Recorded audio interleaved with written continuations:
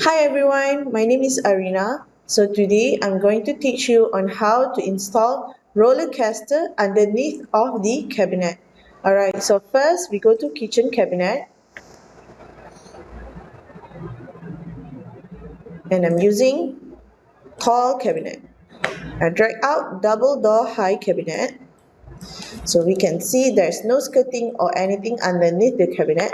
So today we are going to install roller caster underneath this cabinet. So what should we do? Click on the cabinet, right click and add function part.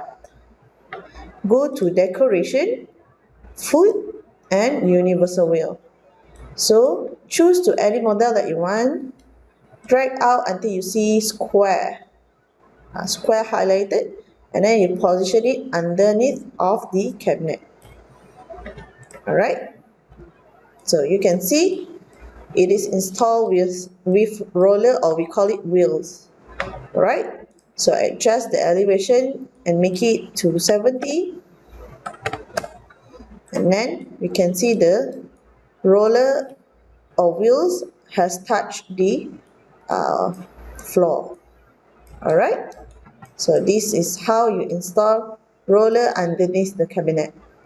Alright, that's all from me. Thank you.